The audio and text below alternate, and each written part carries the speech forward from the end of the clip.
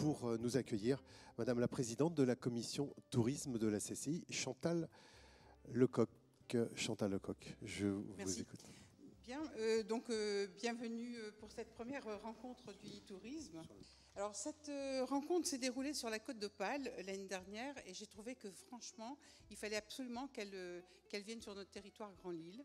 Il est indispensable aujourd'hui d'être présent et visible sur le web. C'est d'ailleurs la raison pour laquelle la CCI Nord-de-France, dans un premier temps, a lancé une étude sur les usages numériques des hôteliers. On va commencer cet après-midi par le bilan de l'étude e-tourisme que nous avons réalisé. On a fait cette étude sur 160 hôtels ou hôtels-restaurants. 21 se trouvent dans l'Audomarois, 11 dans le Douaisis, 14 sur la Flandre intérieure et la grosse majorité sur la métropole lilloise puisque nous avons étudié 114 hôtels. Les hôtels sont répartis, on a voulu faire une distinction entre les indépendants et les chaînes, car comme vous le savez tous, le Nord est quand même le berceau du groupe Accor et nous avons beaucoup d'établissements de chaînes sur la métropole lilloise. Donc au niveau des établissements, finalement on arrive à peu près à 50-50 entre les indépendants et les chaînes, puisqu'on a 67 établissements qui appartiennent à une chaîne intégrée et 83 établissements indépendants. Cette étude, en fait, vous n'êtes pas au courant que nous l'avons réalisée, puisque nous l'avons réalisée totalement en ligne, donc sans contact avec le responsable de l'établissement. Nous avons répondu à 17 questions qu'on va parcourir tous ensemble. L'objectif était évidemment d'étudier les usages numériques des hôteliers du Grand Lille, de constater les manques et ensuite de vous proposer des solutions. Bien évidemment, les résultats sont confidentiels, donc pour l'instant, vous ne les avez pas eus. Mais si vous voulez les obtenir individuellement, vous aurez la possibilité de vous mettre en relation avec votre conseiller. Bonjour à tous, merci de votre accueil. Merci à Karine pour tous ces chiffres qui sont passionnants. Et ce qui va être intéressant, c'est de les comparer année après année pour voir comment ça évolue. Le titre de l'intervention, c'est « Il y a une vie après Booking » avec un point d'exclamation. Donc c'est effectivement très racoleur, mais parce qu'il fallait que ça soit symbolique. L'objectif n'est pas de déchirer Booking ou de faire du Booking bashing. Booking est incontournable et on ne peut pas se passer de Booking ou des autres distributeurs apporteurs aujourd'hui dans une stratégie de distribution et de commercialisation. Donc je vais revenir. Je vais avoir des mots très durs aujourd'hui vis-à-vis de Booking. C'est fait exprès, hein, je pèse mes mots, c'est fait exprès pour faire passer les messages. Et puis voilà, donc moi je vais intervenir, mon intervention elle a quatre axes. Le premier axe, je vais vous montrer ce que la révolution numérique est en train de changer pour vous dans vos métiers, dans vos modes de commercialisation. Le deuxième axe, je vais revenir sur tous ces enjeux de distribution et on va décortiquer un petit peu le contrat de Booking. On va voir les avantages, les inconvénients et je vais faire un tout petit peu de prospective. J'aime bien me projeter à 4-5 ans, voir comment nos relations avec les distributeurs peuvent ou vont évoluer. Ensuite, je vais vous donner quelques pistes pour tenter, pour essayer de reprendre la main. Donc, c'est des choses, c'est plein de petits trucs de bon sens. Et je crois beaucoup dans l'éducation de la clientèle. Et donc, on verra quels éléments on peut utiliser dans l'éducation clientèle, dans la relation client. Parce que, en fait, tout ça, ce n'est qu'une histoire de relation avec les clients. Pourquoi j'interviens aujourd'hui ? Pour vous montrer comment la révolution numérique change la donne, pour vous sensibiliser par rapport à ces enjeux de distribution, voir quels sont les avantages, les inconvénients des centrales de réservation, mettre en évidence qu'il y a un enjeu d'indépendance et de maîtrise commerciale, essayer de donner des bonnes pratiques et puis pour vous montrer qu'il y a une vie après Booking. Le but du jeu, c'est pas de vous dire on peut se passer de Booking, hein, je réinsiste là-dessus. La révolution numérique, vous la vivez depuis maintenant une dizaine d'années, même si elle a quand même débuté il y a une quinzaine d'années. Les 4-5 prochaines diapositives sont issues inspirées des travaux de Joël Gaillet. Cette révolution numérique, la première chose qu'elle a apportée, c'est qu'elle a fait émerger des nouveaux acteurs touristiques, des acteurs qui n'existaient pas avant l'arrivée d'Internet. Avant l'arrivée d'Internet, quels étaient vos acteurs touristiques ? C'était, je vais schématiser, le guide Michelin, l'Office du tourisme, les pages jaunes et puis quelques tours opérateurs que l'on avait sélectionnés avec lesquels on travaillait. On a vu apparaître des nouveaux acteurs qui sont légitimes ou qui ne sont pas légitimes, tels que Google, tels que Booking, tels que TripAdvisor. Le paysage, l'environnement, vos partenaires ont complètement volé en éclats. Cette révolution numérique, elle amène aussi cette information qui se diffuse en permanence. Il y a une transparence totale de l'information. Les gens savent exactement ce qui se passe dans votre établissement avant même d'y arriver. Ils ont vu des photos sur Facebook, des photos d'utilisateurs, ils ont été voir des vidéos. Sur TripAdvisor, ils ont vu ça. Des fois, les gens, ils arrivent à la réception, vous leur dites, c'est la chambre 23, et le gars, il vous dit, la chambre 23, c'est celle qui a une petite fissure au plafond, alors que vous-même, vous n'étiez pas au courant parce que ça a été relaté par un voyageur qui avait pris la photo en gros plan. L'information est diffuse en permanence et il y a une transparence totale. Les apporteurs ont volé en éclats. Qui vous apportait des clients avant? Page jaune, guide Michelin, Office du tourisme. Il y en avait d'autres, mais c'était globalement ça. Est-ce que ces trois-là continuent à vous apporter des clients aujourd'hui? Beaucoup moins. Ils ont perdu en poids. Vos apporteurs aujourd'hui sont différents. Les canaux de réservation aussi ont complètement volé en éclats. Avant l'arrivée d'Internet, il y avait beaucoup plus de passages. Le fait qu'on ait des smartphones qu'on peut réserver en permanence fait qu'il y a moins de passages, il y a beaucoup plus de réservations. Les canaux changent. Avant, c'était le téléphone ou c'était le courrier papier. Ça devient de plus en plus numérique. Le comportement d'achat du client et ses attentes évoluent. Le client, avant de passer à un acte d'achat, avant de réserver un établissement, il va visiter, alors ça dépend des statistiques, mais en gros, il va visiter une vingtaine de sites. Il va aller sur un site, une plateforme d'avis, il va aller chez un distributeur, il va aller sur le site de l'institution, il va aller sur votre site internet, il va aller sur les réseaux sociaux, il va aller ceci, il va aller cela. Il a besoin de mûrir son choix, son parcours s'est complexifié. J'ai envie de vous dire, s'il n'y a qu'une chose à retenir aujourd'hui, c'est ça, c'est aujourd'hui, vous devez vous commercialiser. J'ai fait l'école hôtelière dans les années 90, un BTS hôtellerie-restauration. On m'a appris à faire une chambre à blanc, à faire des crêpes Suzette, à découper. On m'a appris plein de choses. On ne nous a jamais appris à commercialiser un hôtel. Parce qu'à l'époque, l'hôtellerie, c'est quoi? C'est l'hôtelier, et j'étais hôtelier, quoi. Il a les bras croisés, il est devant son hôtel, et puis ça tombait tout seul. Suffisait d'avoir 2-3 contrats avec des tours opérateurs, de parution dans les pages jaunes, d'être gentil avec le gars du guide Michelin, et ça tombait tout seul. Aujourd'hui, ça, c'est fini. Puisque vous êtes tous revenus sur un pied d'égalité en termes de visibilité, aujourd'hui, vous devez vous commercialiser, vous devez aller chercher le client avec les dents, et c'est là où les OTA sont arrivés. Les OTA sont arrivés, vous ont dit, écoutez, le web marketing, c'est compliqué.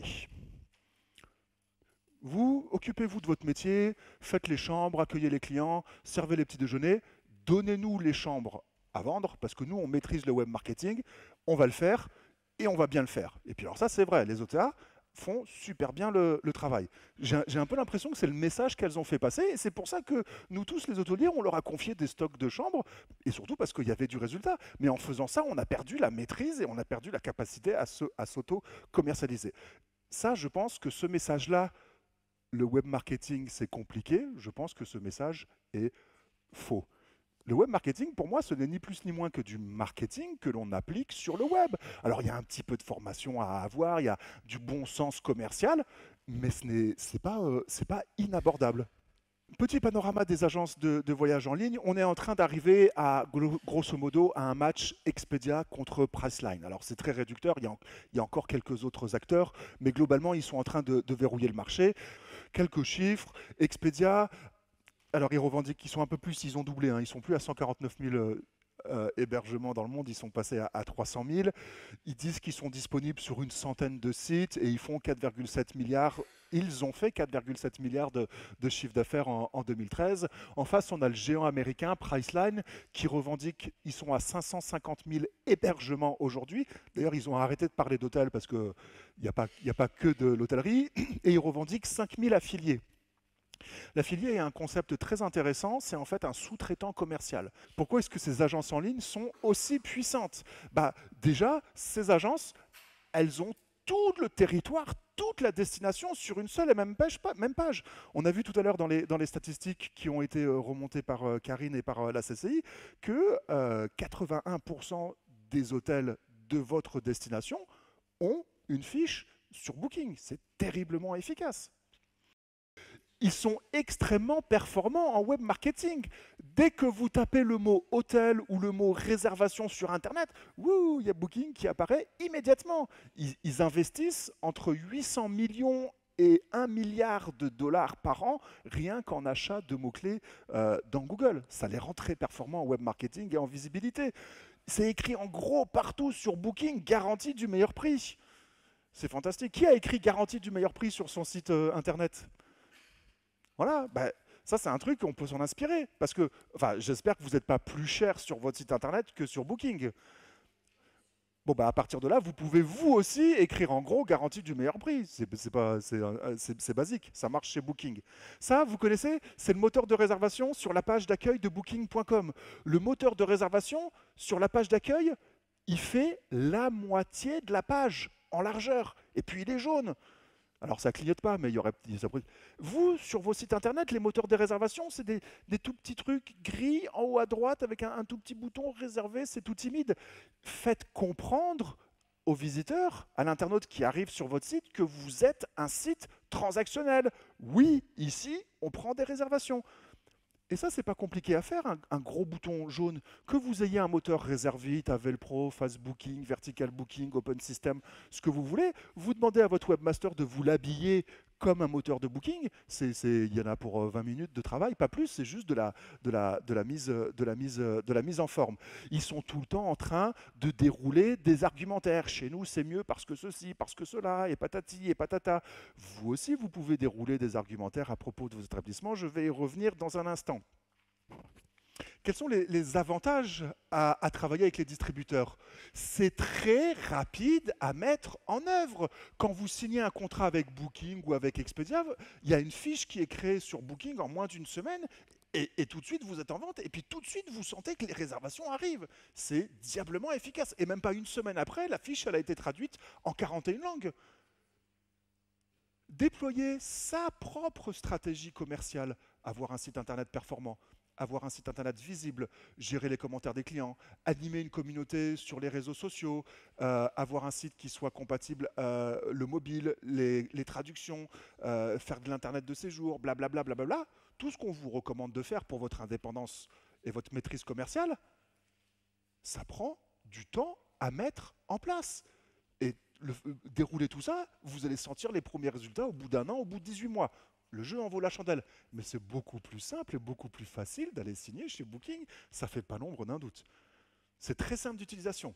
J'analysais les chiffres de vente d'un hôtel et puis au bout d'un moment, je ne comprenais pas pourquoi le site internet, il prenait aucune réservation et que tout passait par Booking. Et finalement, l'hôtelière m'a avoué, tout penaud, Thomas, c'est parce que mon moteur de réservation, il est trop compliqué à utiliser. Donc, elle ne remplissait pas cette disponibilité sur son site internet et donc elle donnait tout à Booking. Parce que Booking, non seulement ils ont fait une ergonomie superbe pour les visiteurs, pour les internautes, mais aussi pour vous, hôteliers, pour que ça soit simple à utiliser. Et ça marche, c'est très simple d'utilisation. C'est extrêmement performant. Est-ce que quelqu'un a à se plaindre des performances de Booking ici dans la salle en termes de vente? Il vous apporte du business. Il vous apporte des clients, il vous apporte de la visibilité. Moi, je trouve que c'est génial. Vous ne payez qu'au résultat. Ça aussi, c'est extraordinaire. Le nombre de fois que vous avez un webmaster dans votre bureau, on va refaire votre site internet. On va faire une version mobile et puis on va faire une application. On va gérer vos réseaux sociaux, on va faire ceci. Et vous signez le truc avant même qu'il soit passé quoi que ce soit, vous en avez déjà pour 10 000 €. Là, vous payez que quand on vous apporte du business. Bon, ça, nous, dans l'hôtellerie, on est habitué à la commission. Ça fait quand même un moment qu'on a de la commission. C'est un système qui est planétaire. Ça me permet de toucher les Sud-Coréens. Et moi, les Sud-Coréens, je ne sais absolument pas comment les toucher. Je ne parle pas le Sud-Coréen. Enfin, je ne parle pas le coréen tout court. Je ne connais pas leur culture. Je ne connais pas leurs habitudes d'achat, leurs habitudes de consommation. Enfin, pour moi, c'est un segment clientèle qui est complètement inabordable. Grâce aux OTA, je vais pouvoir toucher des segments clientèle planétaires, internationaux. Même, ça me permet de toucher des nouveaux segments clientèle. Vous vous rappelez le système d'affiliés? Moi, j'ai fait un site, c'était la Loire à vélo. Donc, les gens qui vont sur mon site, ce sont des cyclistes. Eh ben, en utilisant Booking, ça va me permettre de toucher un segment clientèle qui est le cycliste, que je n'aurais jamais pu toucher peut-être, par moi-même. Et enfin, il y a ce que l'on appelle l'effet billboard. C'est le fait qu'un internaute voit votre établissement sur une OTA et pour une raison ou une autre, il va sortir de l'OTA pour essayer de vous trouver en direct. C'est l'effet billboard. Alors, on estime entre 10 et 15% des internautes qui ont ce comportement. Vous avez une chance unique d'avoir 10-15% de clients gratuits qui passent sur votre site. D'où l'intérêt d'être terriblement efficace et performant sur votre site. Maintenant, je vais aborder les inconvénients. Alors, le premier inconvénient, et ça on peut en parler pendant des heures, c'est le montant de la commission. C'est l'article 2.3. À chaque fois, je vous ai mis la référence de l'article dans le contrat Booking, qui n'est pas un contrat. Alors, est-ce que c'est cher ou c'est pas cher, 15-25% de commission? Les vrais problèmes, à mon avis, commencent. Le problème principal, c'est l'achat du nom commercial. Que Booking achète séjour à Lille, hôtel dans le Nord-Pas-de-Calais, des choses comme ça, c'est génial, parce que là, il fait son travail de popularisation de la destination, il fait son travail de « je vous apporte des clients ». Mais que Booking se permette d'acheter Hôtel Le Wye à Lille, là, il y a un problème. Parce que si le client tape Hôtel Le Wye, c'est qu'il a envie d'aller à l'Hôtel Le Wye, c'est que tout le marketing a déjà été réalisé, c'est que quelqu'un lui a parlé de l'hôtel, il a vu les avis, enfin, que tout le travail a été déjà réalisé, et donc il n'y a aucune raison pour qu'un intermédiaire, à ce moment-là, se mette entre le client et le producteur. C'est ce que l'on appelle du vol de clientèle, en anglais du brand jacking. Les connectivités, évidemment, Booking va se demander à se connecter directement à votre système logiciel de gestion, et plus il peut aspirer, plus il va aspirer, et plus il va vendre. Ils font bien le boulot, donc ne connectez pas tout et n'importe quoi, contrôlez tout ça, parce que plus vous nourrissez l'ogre, et plus il va manger, et plus il va vous vendre. Hein. Lui, il fait ce qu'on lui demande de faire. Hein. Le système d'affiliation, le contrat, l'article 3.2, est extrêmement dommageable parce que vous ne savez pas où votre établissement est en vente. Et vous avez déjà eu des gens qui vous appelaient « Bonjour, je suis sur le site un hôtel pas cher pour la nuit à Lille.com et je voulais savoir… » Moi, je ne connais pas ce site. Non, on ne travaille pas avec eux. Ah si, je vous jure, vous êtes en vente là. Ah non, vous n'avez qu'à réserver chez eux. Enfin, vous avez vécu ce schéma. Et encore là, je suis vachement gentil parce que mon hôtel pas cher pour une nuit.com à Lille, c'est gentil, mais ça pourrait être mon hôtel pour des soirées sexy à Lille.com. Vous perdez le contrôle des canaux de distribution et par là même, vous perdez le contrôle de votre image. Imaginez, vous injectez 150 000 € pour refaire toutes les chambres. Vous reprenez des photos, vous les mettez sur Booking. Booking ne contrôle pas les affiliés. La plupart des affiliés sont très sérieux et le guide du routard va mettre à jour les photos, bien évidemment. Mais de temps en temps, vous allez trouver des petits affiliés pas sérieux et vous allez voir votre hôtel en vente quelque part sur Internet avec des photos vieilles d'il y a 4-5 ans qui ne correspondent plus à la réalité. Et ça, c'est dommageable à votre image, c'est dommageable pour votre établissement. L'affiliation est un des graves problèmes aussi de cette collaboration. Quelle est la composante principale d'un fonds de commerce ? Allô ? Je répète, quelle est la composante principale d'un fonds de commerce ? La clientèle, merci. Et on commence à voir arriver des témoignages où des établissements bancaires ont refusé de financer le rachat de tel ou tel établissement parce qu'il était trop dépendant des différents OTA, que donc pour 60%, 70% de son chiffre d'affaires, il n'était pas propriétaire de sa clientèle et le banquier a dit « Je ne finance pas parce que votre fonds de commerce est surévalué quand j'analyse vos données analytiques. » Une surdépendance des distributeurs est en train non seulement de créer une dépendance commerciale, mais c'est en train d'amener une dépréciation du capital, c'est en train de déprécier votre patrimoine. Maintenant, qu'est-ce qu'on fait ? Cette question, c'est OK. On est bien d'accord qu'il n'est pas question de quitter Booking. L'objectif, c'est de travailler et d'apprendre à travailler et de bien utiliser ce canal. Quelles sont les attentes des clients ? Les clients, quand on leur pose la question « Est-ce que l'hôtel doit disposer d'un site internet ?», ils sont 88% à dire « Oui, c'est utile » ou « Oui, c'est indispensable ». Donc il y a un espoir énorme dans le sens où il y a ces fameux mastodontes qui arrivent, qui sont en train de prendre le marché, mais le client, il continue à dire « Je veux un contact direct avec l'hôtelier ». Et quand on demande au client quel reproche vous faites au site des hôtels? C'est ça manque d'informations. Et puis, deuxième raison, c'est les informations ne sont pas fiabilité. Ça veut dire qu'il faut casser tous vos sites internet et puis il faut refaire des sites internet. Mais là, il faut en faire des vrais, avec beaucoup d'informations, de l'information qui est véridique, il faut les faire vivre, il faut que ça soit structuré. Quand vous signez un contrat avec une agence web pour faire un site internet, ça ne s'arrête pas au moment où vous signez. Ce n'est pas l'agence web qui va faire le site. C'est vous qui allez faire le site. L'agence web n'est qu'un partenaire. Ce n'est pas l'agence qui doit faire votre site dans le contenu. Et puis, il faut mettre un moteur de réservation. On a une statistique qui date de 2012 qui dit seulement 30% des hôtels indépendants ont un moteur de réservation. Karine nous a appris tout à l'heure que sur votre territoire, vous êtes 67% à avoir un moteur de réservation. C'est plutôt très encourageant. Juste 2-3 éléments clés. Il n'est pas question de faire une intervention sur qu'est-ce qu'un site internet, mais aujourd'hui, il me paraît indispensable que votre numéro de téléphone soit en énorme tout en haut de votre site internet. Comme ça, si le client il a une question, un doute, il décroche le téléphone et il vous appelle. Et s'il vous appelle, vous le gérez, vous l'avez en direct. Et puis, ce que j'aime bien rajouter, c'est une petite phrase qui dit « Qui vous êtes ?» Ici, c'est un hôtel 2 étoiles avec des chambres à partir de 70 € au cœur de la ville avec 2 avantages. Par exemple, on a de l'air conditionné puis un parking privé. Trop souvent, j'arrive sur des sites internet et je mets 5-6 secondes à comprendre de quoi il s'agit. Ah oui, c'est un hôtel, regarde, il y a marqué chambre ici. Non, il faut qu'il y ait marqué chambre, hôtel, 2 étoiles, 70 €. Il ne faut pas que le client il ait à réfléchir pour cela. Martelez vos avantages.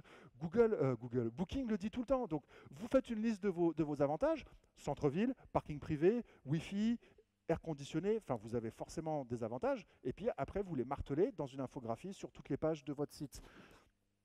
Les visuels, faites faire des visuels professionnels. Ça vaut le coup de mettre 600 €, de mettre 1000 € sur la table pour faire venir un professionnel et qu'il vous fasse des belles photos. Vous ne pouvez pas savoir comment c'est le visuel qui déclenche le passage à l'acte d'achat. Si le client il se projette dans la chambre, il se projette dans l'hôtel, alors c'est gagné. Et il ne peut se projeter que grâce ou à cause de la qualité de l'image. Et il y a quelque chose qui n'est pas normal et que je constate tout le temps. Quand je vais sur Booking, Booking exige au minimum 24 images en haute définition. Souvent, je vais sur Booking, il y a 24 photos. Après, je vais sur le site de l'hôtelier, il y a 5 photos. Et après, il ne faut pas s'étonner que le client il aille réserver sur Booking. Ne confiez pas tout votre marketing aux tiers. Et puis, humaniser. Ce que les hôtels ne savent pas faire, c'est faire passer du feeling, c'est faire passer des sentiments. Humanisez, mettez-vous en scène, mettez-vous en photo. Quand le client il rentre dans l'hôtel, il dit « Ah, c'est vous Thomas, là vous avez gagné ». Et la première fois que ça vous arrivera, yes, ça fait du bien parce que quand je sais que c'est Thomas, à ce moment-là, je vais réserver en direct. C'est beaucoup plus facile de téléphoner. « Bonjour, je voudrais parler à Thomas ». C'est beaucoup plus facile dans ces cas-là de créer le contact direct quand je sais à qui je dois m'adresser. Pour moi, c'était juste les 4 points vraiment importants sur le site internet. Améliorer la visibilité. Vous vous souvenez, vous n'êtes qu'un élément dans une très longue liste sur Google. Donc, il y a votre site internet qui est tout en haut. Et puis en dessous, il y a quoi? Il y a TripAdvisor, il y a Booking, il y a Page Jaune, il y a le routard, il y a machin. Enfin, vous voyez cette pollution dont je veux parler. Là, le client, qu'est-ce qu'il fait le client? Waouh, ça, j'avais pas vu que ça clignotait. Qu'est-ce qu'il fait là, le client? Le client, il ne sait pas où cliquer. Alors, il va cliquer où? Il va cliquer sur Booking parce qu'il y a des petites étoiles. Non, il va cliquer au-dessus sur TripAdvisor parce qu'il y a marqué les meilleures offres pour tel établissement. Enfin, voilà, ce qui se passe dans la tête du client, c'est quand même très complexe. C'est très simple d'améliorer ça. Vous rajoutez la mention site officiel dans le titre de votre site et cette mention-là apparaît dans les pages de résultats de Google. Vous contrôlez ce que Google présente de votre établissement. Dans le même état d'esprit, vous pouvez modifier la description, que Google affiche.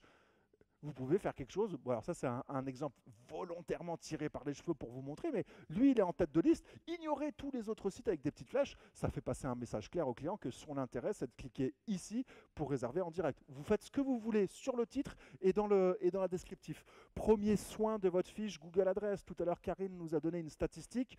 33% seulement des hôteliers sur votre territoire ont revendiqué et optimisé leur fiche Google Adresse.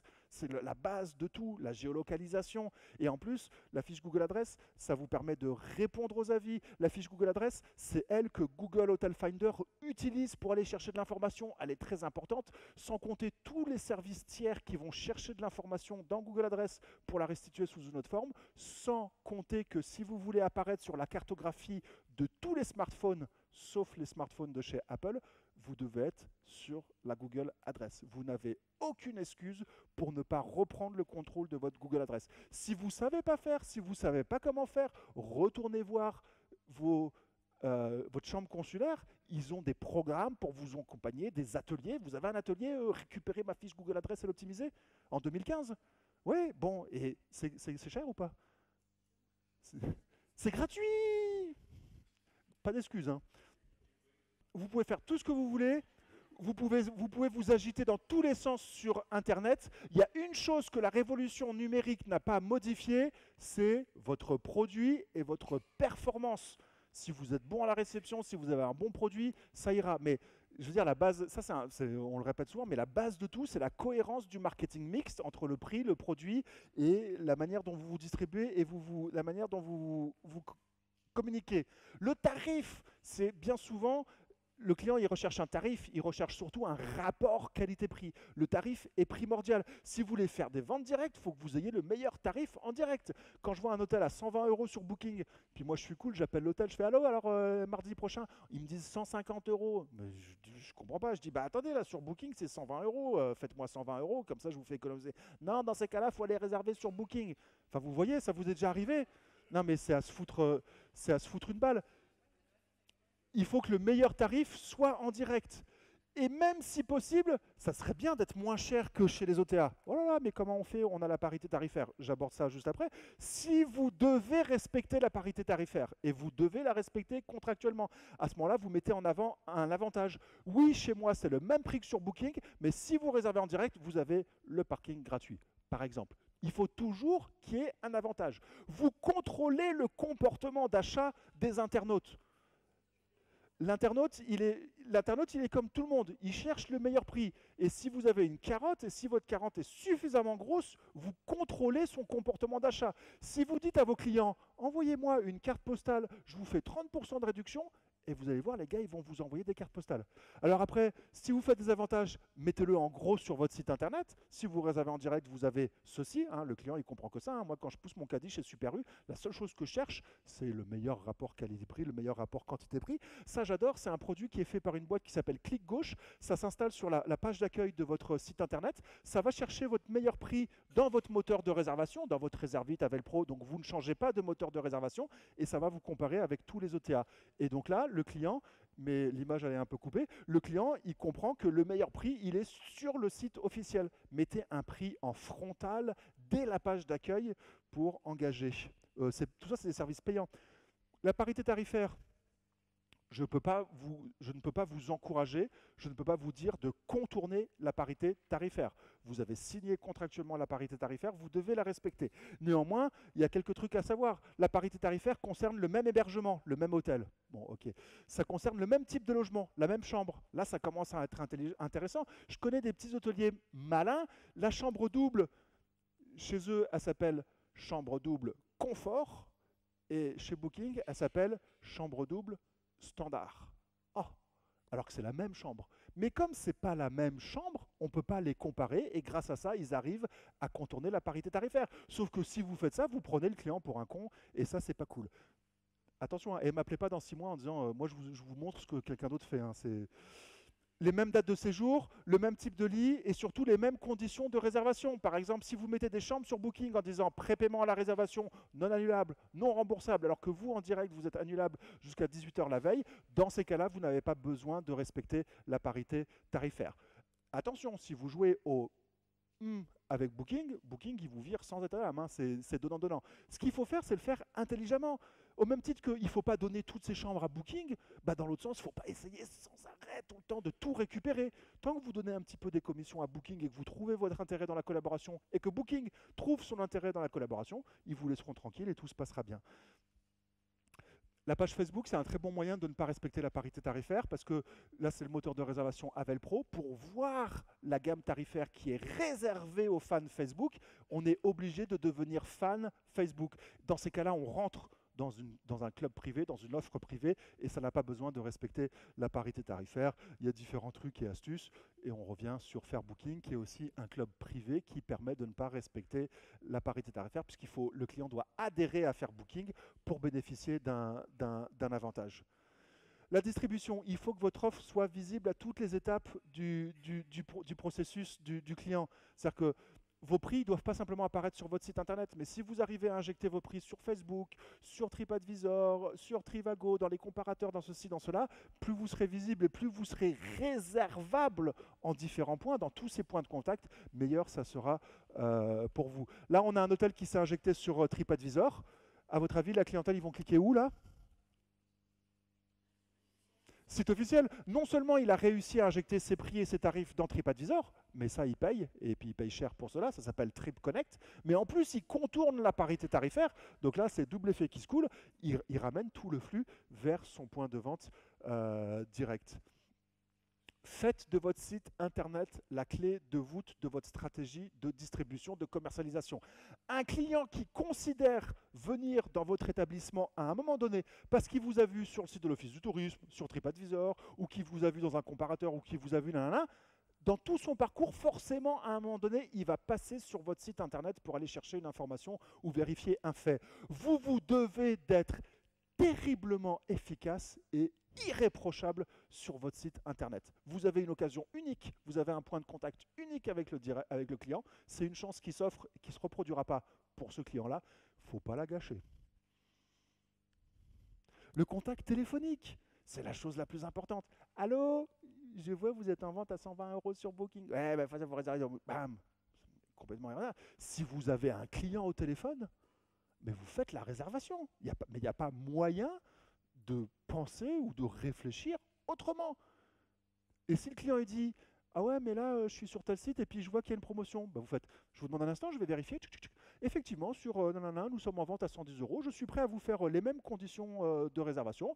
Sachez que ce tarif-là était un tarif payable à l'avance, non modifiable et non annulable. Vous lui faites les mêmes conditions. Mais surtout, ne renvoyez pas le client vers Internet. Parce que, on ne sait pas où il va aller. Chez Accor, ils ont un produit qui s'appelle le City Break. Est-ce qu'il y a des gens de chez Novotel ou là? Ouais. Alors attendez, on a des... City Break, c'est ça? Chez Novotel, qui n'est réservable que sur Internet. Oui, et quand j'appelle l'hôtel, on me dit d'aller réserver sur Internet. Ça me paraît extrêmement dangereux, mais c'est pas pour vous stigmatiser, hein, parce que en fait, on ne sait pas où le client il va aller. Vous vous rappelez l'effet billboard, quelqu'un vous voit sur Internet, il sort d'Internet pour essayer de vous trouver en direct. Essayez de maximiser cet effet billboard. Sous-optimisez vos fiches, ça c'est très dangereux, parce que si vous sous-optimisez votre fiche, les gens ils vont réserver l'hôtel avant ou l'hôtel après, mais bon, c'est dans cet état d'esprit-là. Surtout, ne confiez pas tout votre contenu marketing à ces distributeurs. Gardez le principal pour vous, mettez moins de photos, mettez des photos d'appel. Je veux dire, les chambres single et les chambres familiales, vous n'avez pas de problème pour les vendre. Donc vous les gardez pour vous, et sur Booking, vous mettez que des chambres doubles, vous mettez juste un produit d'appel pour que les gens viennent creuser un peu chez vous. Mettez moins d'informations, suscitez l'intérêt. On ne peut pas modifier les fiches Booking, mais l'idéal, c'est d'écrire « parking sur réservation ». Puis vous imaginez le petit couple « Chantal, il faut réserver le parking, mais je ne sais pas comment on fait ». Puis Chantal répond « T'as qu'à les appeler ». Hop, un contact direct. Enfin, c'est pas comme ça que ça se passe, c'est pas le monde des bisounours, mais vous voyez ce que je veux dire. Marquez vos images. Si vous confiez une image à un tiers, c'est le minimum, c'est qu'il y ait marqué copyright, le nom de mon hôtel. Peut-être qu'il y a 1% des gens qui vont se poser la question pourquoi il y a marqué copyright sur la photo. Ah, je ne suis pas sur le site officiel. Vous pouvez déposer votre nom commercial auprès de l'INPI et après faire valoir vos droits auprès de Google. En ce moment, ça ne marche plus parce qu'il y a une jurisprudence européenne qui est descendue au niveau français. Donc, quand vous allez voir Google en disant « je suis le propriétaire de cette marque-là », Google aujourd'hui ne vous protège plus contre l'achat de votre nom commercial. C'est un moyen de brander. C'est un moyen de parer le brandjacking. Néanmoins, pour 200 €, je pense que ça vaut le coup d'être propriétaire de sa marque. Enfin, j'aborde l'éducation. Et il me reste 10 minutes pour ça, c'est fantastique. Je crois beaucoup dans l'éducation du client. Pourquoi ? Parce que vous avez les clients tous les jours en face de vous. Booking, ils ne voient jamais un seul client. Ce n'est pas normal que ça soit Booking, le distributeur, dans ces conditions, qui prennent le contrôle. Les hôteliers se sont regroupés dans une association qui s'appelle Réservation en direct et qui a créé ce fameux programme Fair Booking. Donc Fair Booking, on pourrait en parler pendant des heures, c'est simplement le fait de... On se regroupe, on produit une plateforme de visibilité et des outils d'éducation de la clientèle et on promet un avantage aux clients s'ils réservent en direct. Il y a 3 types d'avantages, 10%, surclassement, petit déjeuner gratuit. Le but du jeu, c'est avant tout pour moi de sensibiliser le client, d'éduquer le client. Et on arrive à la conclusion et je suis à la minute près. Franchement, restez groupés, mais bon, ça c'est restez groupés au sein de votre territoire, dans votre chaîne, dans votre groupement, dans votre syndicat. Mais le seul rêve de Booking, c'est que tout le monde soit éparpillé, comme ça ils pourront plus dominer. Ayez un site performant, cohérent, vivant et visible. Ça, c'est une phrase qui se dit en 3 secondes, mais c'est ce qu'il y a de plus dur à faire. Mais ça vaut le coup de passer des heures et des heures à travailler son site, à vérifier sur les tablettes, sur les iPhones, tout ça, s'il est visible, à mettre du contenu, à faire des photos, à l'animer. C'est un point de vente, vous devez l'animer. Offrez une expérience unique à vos clients. Comme d'habitude, hein, c'est toujours la même chose, décarcassez-vous pour vos clients. Récupérez la relation clientèle, ne vous laissez pas voler la relation clientèle et c'est ce qui est en train de se passer avant et après le séjour. Impliquez vos partenaires technologiques. Je veux dire, aujourd'hui, vous vous battez face à Booking avec un Reservit, Avelpro, SiteMinder, Vertical Booking, je pourrais en citer des dizaines. En face de vous, vous avez Booking, c'est une véritable machine de guerre. Des fois, j'ai l'impression que nous, on est là avec des arcs et des flèches face à un tank et des gars avec des bulldozers. Donc, impliquez vos partenaires technologiques. Éduquez-vous, faites-vous accompagner. Si vous trouvez que c'est compliqué, si vous ne savez pas par quel bout le prendre, retournez vers votre CCI. Ils ont des programmes d'accompagnement. Éduquez-vous de manière à pouvoir éduquer les clients. Ayez des bonnes pratiques et utilisez tous les leviers qui sont à votre disposition. Animez votre point de vente, votre produit, vos offres. Il y a plein de choses à faire. Éduquez votre clientèle. Utilisez les OTA à bon escient. Sur la parité tarifaire, sur les produits que vous mettez. Enfin, j'ai donné plein de petits trucs et astuces, mais il faut creuser plus. Hein. Ce n'est pas une formation aujourd'hui. Et vraiment, surtout, c'est ne soyez pas passif. Aujourd'hui, il faut aller chercher le client. J'aime bien rajouter avec les dents. Et ça prend du temps. Il faut se structurer. Mais franchement, le jeu en vaut la chandelle. Merci.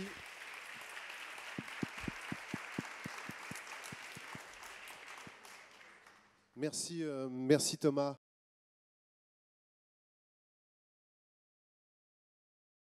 Qu'est-ce que vous avez appris cet après-midi ?